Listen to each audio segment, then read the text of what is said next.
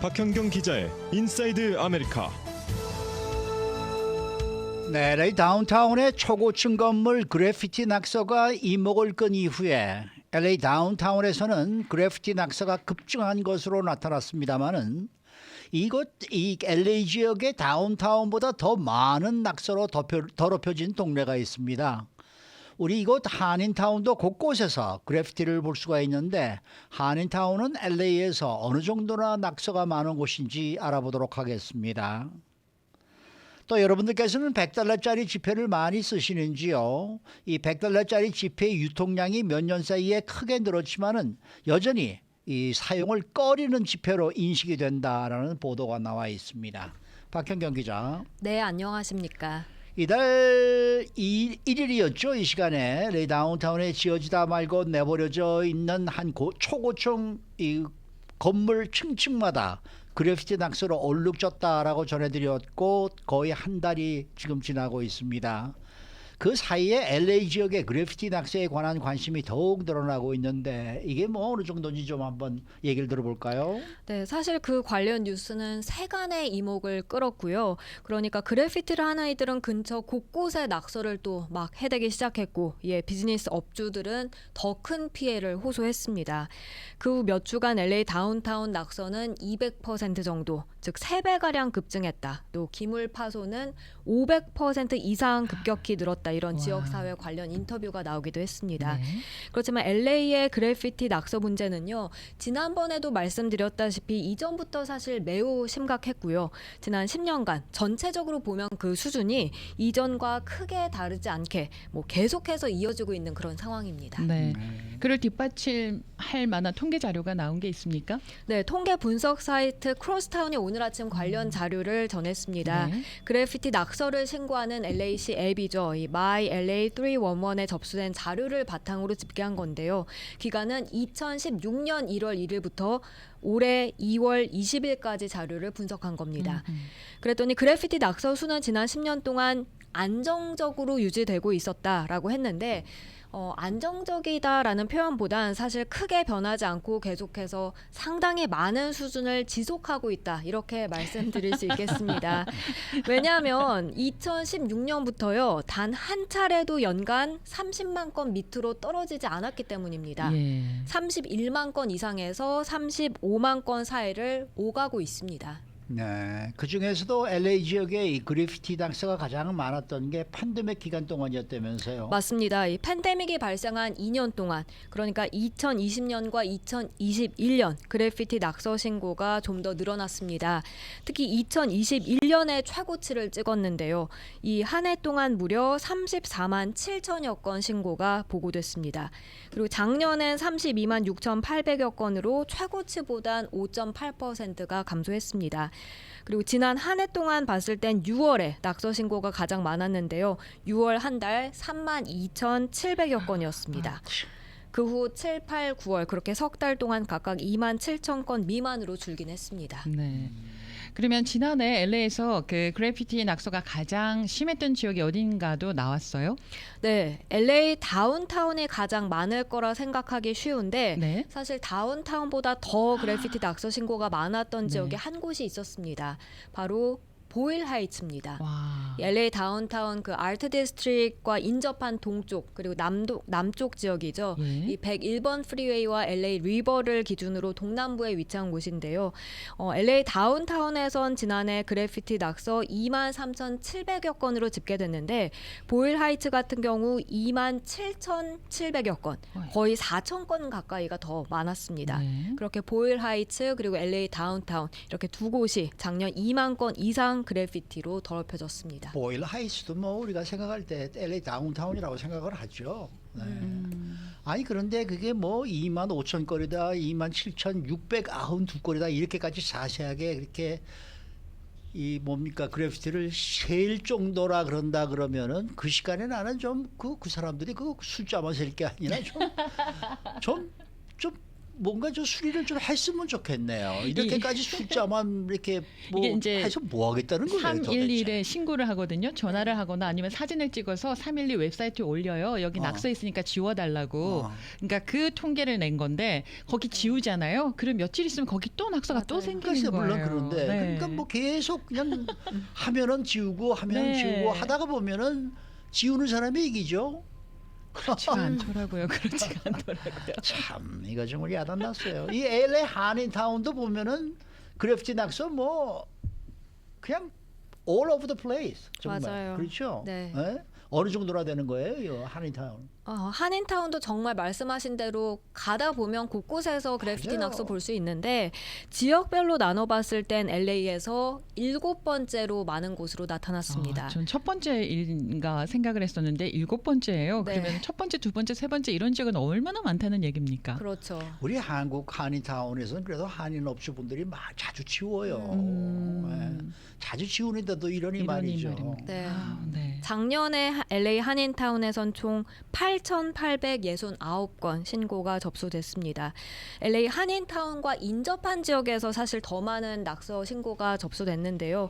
보일 하이츠와 다운타운에 이어서 한인타운 서쪽이죠. 웨스트레이크 지역이 2만 건에 가까운 신고로 전체 세 번째 많은 낙서가 보고됐고요. 네. 그다음 LA 한인타운 북쪽 이스트 헐리우드도 11,000건 넘는 접수로 LA에서 5번째 그래피티 낙서가 많았던 지역으로 꼽혔습니다. 와, 자 지금까지는 지난 한 해 동안의 자료를 살펴본 건데요. 그러면 올해 1월과 2월은 어땠어요? 올해 들어 1월 한 달과 2월 들어선 지난 20일까지 봤을 때 LA 다운타운에선 총 2,951건, 거의 3,000건에 가까운 그래피티 청소 신청이 있었습니다. 역시 두 번째 많았던 거고요. 최다를 기록한 곳은 보일 하이츠 3,542건이었습니다. 이건 뭐 하루 평균으로 따져보면 거의 매일 70건 정도에 달하는 수치입니다. 근데 이 그래피티 낙서를 지우는데도 돈이 많이 들어간다 그러죠. 그렇습니다. 곳곳에 그려진 그 그래피티 낙서를 지우는데도 물론 비용이 들어가겠고요. 특히 이번에 큰 이슈가 됐던 그 LA 다운타운의 오션와이드 플라자 그 그래피티 낙서와 관련해선 비용이 엄청나게 많이 들어갑니다. 맞아요. LA 시의회는 그 건물에 펜스를 치고 낙서 지우는 작업을 벌이기로 최근 투표를 했고요. 이 작업은 막 시작이 됐는데요. 여기에 들어가는 비용으로 LA 시의회는 무려 380만 달러를 배정했습니다. 어마어마합니다.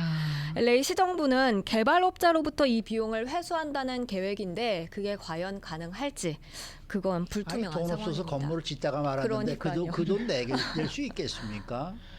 참. 아니 그 스프레이로 그림을 그리지 않습니까? 그것도 가격이 만만치가 않을 텐데 그거는 참 이해가 안 갑니다. 정말 어떻게 해야 그것이 정말 좀 더 이상 이 그래피티를 안 하게 될지 참 정말 생각은 여러 가지가 있습니다만 말을 제가 잘 못하고 통했습니다. 네. 무슨 생각을 하고 계시는지. 자, 다음 소식입니다. 100달러짜리 지폐가 가장 많이 쓰이는 지폐라고 우리가 생각을 하는데 동시에 가장 쓰기 어려운 지폐라는 이 얘기는 또 무슨 얘기입니까? 네, 월스트리트저널이 어제 보도한 내용인데요. 예. 100달러짜리 지폐 유통량이 몇 년 사이 크게 늘어나서 네. 최대 유통 지폐가 됐지만 여전히 계산원이나 경제학자들 네. 사이에선 사용을 꺼리는 지폐로 인식되고 있다고 합니다. 네.